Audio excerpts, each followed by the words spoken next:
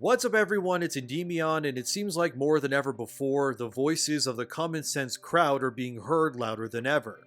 Movies that push nonsense are failing, video games that champion the concept of pandering are being blasted by tired fans. And lately we had weirdos calling out for other YouTubers like The Critical Drinker and Nerdrotic to be silenced for their coverage of pop culture. To tie it all up in a neat little bow for you, the truth is that we're winning. There's really no other way to put it than that.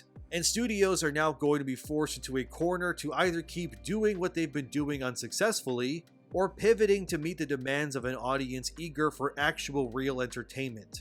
There's so much crap to cover here, from Forbes targeting and calling out what they call right-wing circles, Pedro Pascal joining the MCU, Rachel Zegler's next film shaping up to perform worse than the Marvels, and there's a Star Wars game that got ousted for its writer admitting to hating the franchise. As for footage, I'm just going to put games I've been playing recently. Anyway, let's begin. To start, let's look at this completely out of touch article from Forbes titled, "The Marvels faces anti-woke backlash after box office flop, echoing Captain Marvel attacks." This slop was written by Connor Murray. Don't harass this person, by the way. They think Captain Marvel is a good movie, so that's punishment enough. Anyway, Connor here decided that the downfall of cinema is not the studio's faults, but is actually YouTubers in what Connor deems as right-wing circles. It's a bold play on Connor calling out effectively large swaths of different groups, but as you'll see, it's not going to go well for him. In his little handy bullet points, Connor says, "The movie has been targeted by some right-wing critics who accuse the female-led film, which stars multiple women of color, of being woke." I love how anybody who doesn't follow the status quo is immediately right-wing, by the way. You either agree 100% with everything these people say, or you're thrown into a collective group with a sticker slapped on your forehead, which are the usual makings of an echo chamber. Connor clearly made this article to begin with to increase his social credit score amongst his pro-liberal, likely communist internet circles. You know, the same circles that will absolutely devour and blacklist Connor the moment he steps out of line for even a second. I hope it pays off for you, Connor, but what's funny is that his cope starts to show immediately too within his bullet points, where he says this: "The Marvels debuted to middling reviews. It has a 62% rating on Rotten Tomatoes, though the audience score is higher at 84%, suggesting the film hasn't been subject to the same review bombing campaign that Captain Marvel faced, in which scores of people left negative reviews before the film's release." So Connor admits that the so-called right-wing critics haven't gone out of their way to review bomb their girl power movie. And the low critic score, which is largely supported and created by pro-liberal reviewers, is also low. So I just want to make sure I ask so I get this right. The Marvels failed and bombed both financially and critically by pro-liberal reviewers who reviewed it. And the movie's audience rating was not affected by your right-wing boogeyman conspiracy theories. So how exactly is the failure of this movie our faults? You publicly state here that the failure of this movie is simply because the movie is just not good and didn't resonate with audiences. Yet somehow this means people who aren't liberal are to blame somehow. I wonder if when Connor has a bad day, does he blame it also on conservatives as well? Like if he ate something that didn't agree with him, or he tripped in his apartment, that this somehow isn't his fault and it must be the right-wing hive mind he so desperately believes is the answer to all his problems. What we're seeing here, dear viewer, is so much cope it could drown a city, since these very openly liberal outlets are evidently trying to push any form of failure or blame onto those they don't agree with. And these people must know that deep down what they're fighting for is a losing battle. They have to. Or maybe they're so lost in the sauce they don't know their own asses from their own faces, which could also be the reason as well. Connor proves it again here, where he says, "Conservatives have waged war on Disney for months, criticizing several of its films and shows for focusing on racial diversity and LGBTQ themes." So anyone who has any criticism for Disney is immediately labeled a right-wing conservative. That's what I'm getting from this. Basically, anyone who doesn't agree with Connor 100% on everything is now right-wing. I wonder if Connor labels his own family conservatives if they like small, meaningless things that differ from him too. You like ketchup over mustard? Congrats. Now you're a right-wing conservative. What's funny is that you have articles like this one that say even women didn't show up to support the Marvels. So I just want to ask Connor something. Does that mean all women are also right-wing conservatives now as well? You can almost feel Connor's brain splitting at the seams when the ideologies he's paid to push are threatened and disproven time and again. Look, this isn't even a Marvel thing fully. Women just don't want to support insufferable movies that are led by Karens. It's not that deep. What's funny is that Connor then writes on his little Forbes article that the failure of things like the Marvels or other woke nonsense is due to YouTubers like Nerdrotic, which he calls out specifically. He also says people like Ben Shapiro are to blame and personalities like Tim Pool. So what we have here is the downfall of their progressive castle that's built on a bed of sand that's filled with people who will devour each other in order to score the next gotcha take, are blaming all of their issues on every single person that they disagree with. Look, I'll even publicly state that I don't agree with Ben Shapiro or even Tim Pool on everything, but that doesn't make me an enemy of theirs or something. We're all allowed to have different opinions. Ben Shapiro has had plenty of takes and videos that I don't personally vibe with. But to blame the guy for the failure of a movie that he had no part in is just cope of the highest caliber. It's like that meme of the person who's riding the bike and falls down because they did it to themselves. You're blaming everyone but yourselves for your own failures. And the mask hasn't just fallen off, your pants have too, and your butt cheeks are being shown to the world, Connor. What's also funny is that Forbes tries to sneak in little lies like any good woke writer does. Like here where Connor says The Little Mermaid was a success at the box office. But that's not true at all. The movie didn't turn a profit whatsoever and actually lost money for Disney. This is just another example of why I push back against these things. Because people like this just insert things like The Little Mermaid performing better, or saying that The Marvels was a success when it clearly wasn't. One of the biggest sins of woke identity politics is its ability to so brazenly push things that are so clearly not true as facts. We've seen it happen so many times in the past few years.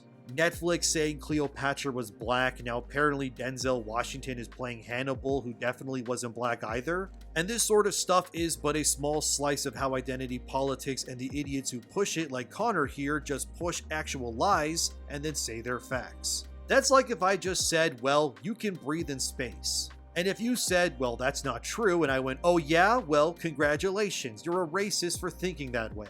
That's how these people operate. Just say whatever you want, then throw your arms up in the air, scream autistically, and then call people ists and phobes until you're left alone, until you can say another lie and push it as fact. Everything Connor says here is filled to the brim with lies and cope, and he offers no solutions or actually tackles the real reason why things are failing. Instead of saying what's really happening, which is that studios, actors, and writers are completely out of touch, he just blames the paying customer instead. If all you do when faced with criticism is shit and piss your pants, then claim you live rent-free in people's heads, all you're left with is letting everyone see you for what you are, which is a dummy.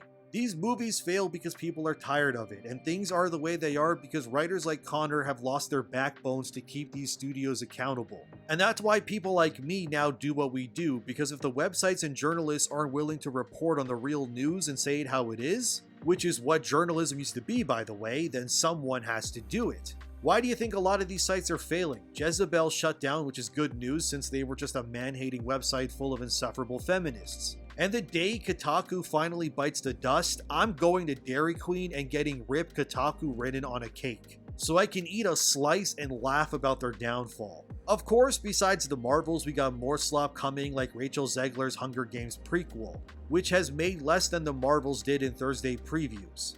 Now, it's too early to say if the movie is a bomb yet. This video will come out a day after the movie has officially launched. But it should also be said that the new Hunger Games movie has a significantly smaller budget than the Marvels did as well. Zegler's Hunger Games has a budget of $100 million, so it needs to make around $250 million in order to turn a profit. Whereas the Marvels budget was $270 million and needs to make around $800 million in order to break even. Which, yeah, it's not gonna make that. Sorry, Connor, it just won't.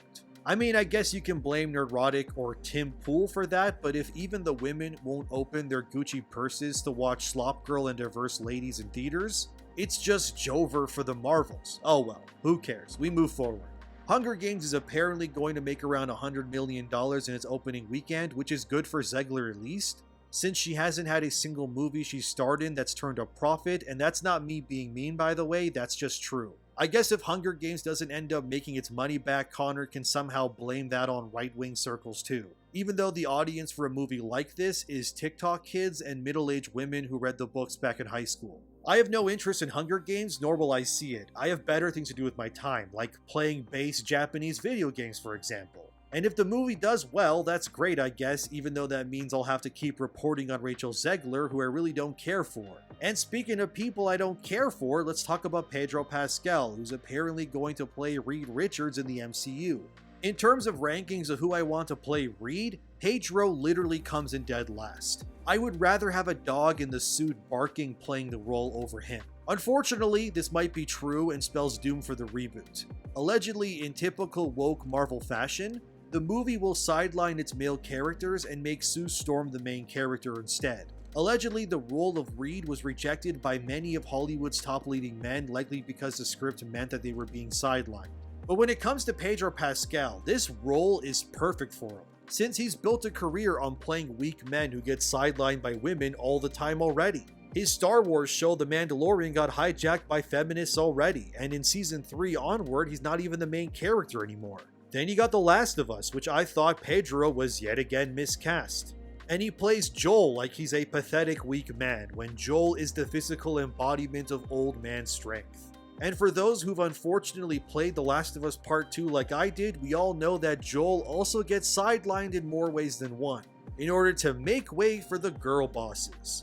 So to see Pedro playing Reed Richards where he will yet again stand in the background while a woman yells at him and he cries, yeah, it's not surprising in the slightest. Maybe the guy has a kink for being shamed by women half his size, but my hope for Fantastic Four has been smashed with a golf club, knowing that Pedro Pascal will unfortunately be Reed Richards.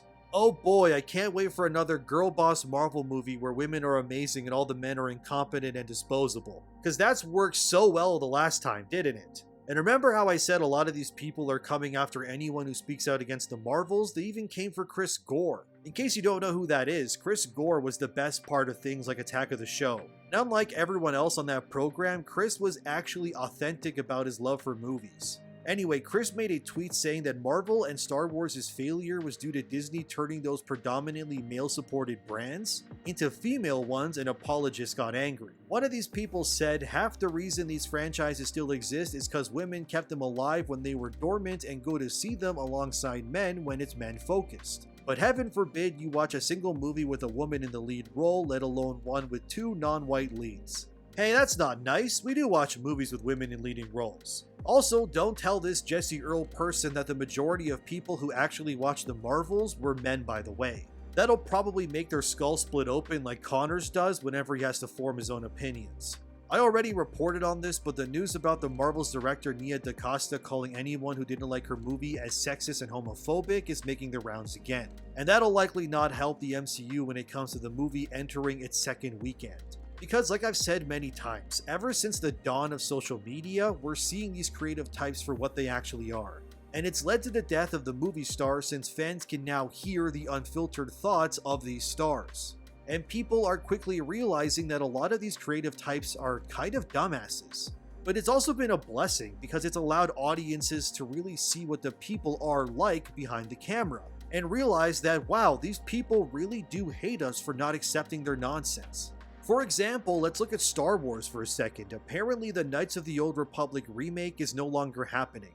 And you might be thinking, well that sucks, but no, that's actually good news. Because the reality is you would have likely hated the remake anyway, because one of the lead writers for this remake was Sam Maggs, who said stuff like, "I've never seen Star Wars, and isn't KOTOR your favorite? No." So thanks to social media, we can see that the people making games or movies are usually people who hate the audience and the projects from the get-go. Which I mean, sucks for these projects, sure, but it's good for you at least. Because now you know not to support this sludge at all. The KOTOR remake would have been cooked when one of its lead writers would publicly say stuff like, "Fighting the patriarchy makes me hungry, so I'm going to sit in the kitchen while my male partner cooks dinner." Some of the worst professional experiences I've had involved white women with internalized misogyny doing the work of the patriarchy. I understand it, but it doesn't make it any less painful. Anyway, I'm going to fly to Vancouver now. Remember to smash the patriarchy while I'm gone. So if anything, the rise of social media has given us a nice way to see these people for who they are. So when Sam Maggs gets mad that Kotar got canned,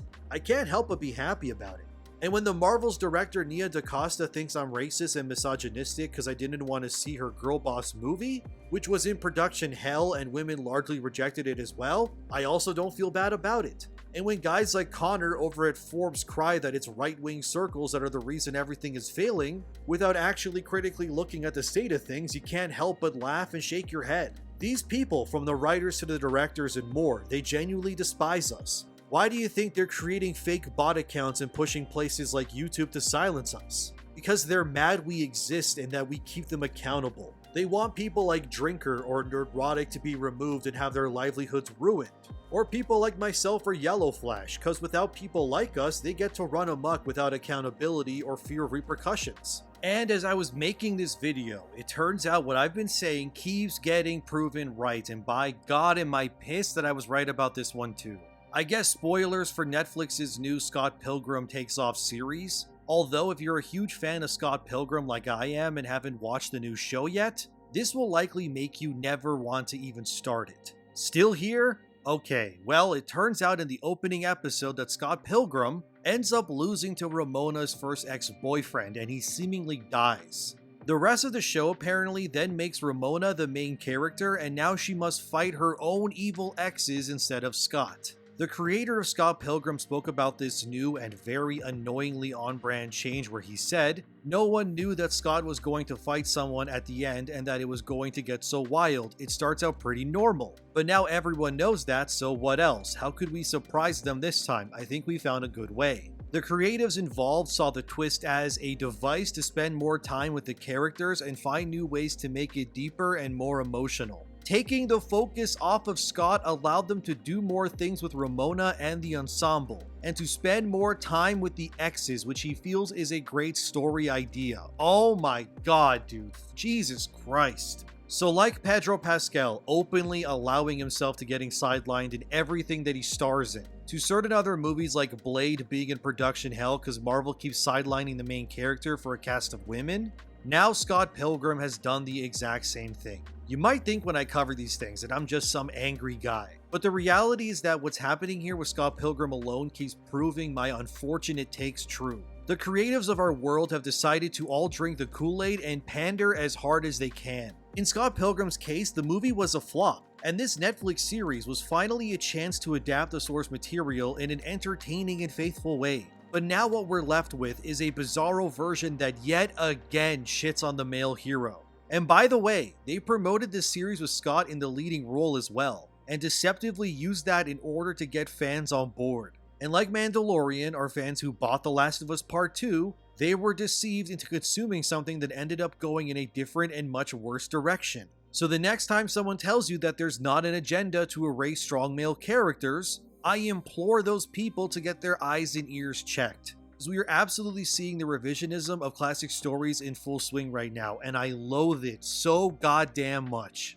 So whenever someone tells you there's not a culture war and that there's just conspiracy theories being pushed by right-wing voices, I just want you to know that the only way these sorts of people can rationalize their continued crusade to destroy and contort everything you loved in order to fit their agenda is by rewriting and tearing down anyone who opposes them. Nothing any of us YouTubers say is any worse or more damaging than what woke Hollywood and the games industry is currently doing to these spaces already, and we need to keep them accountable. Because clearly the journalists like Connor, who I've been roundhouse kicking this entire video, aren't going to do it. And if we don't say things for what they really are, you can say goodbye to all your escapism, games, movies, and then some. So push back, reject these weirdos, and keep your mind clear. The things these people hate most is a consumer who can see through their bullshit, and that angers them like nothing else, dear viewer. So, thank you for watching, and I genuinely appreciate you for being here. If you haven't subscribed or liked the video, I would appreciate it immensely. Thanks to my patrons who champion free speech, and please take care of yourselves. Go to the gym, drink plenty of water, and have a wonderful day. I'll see you in the next one.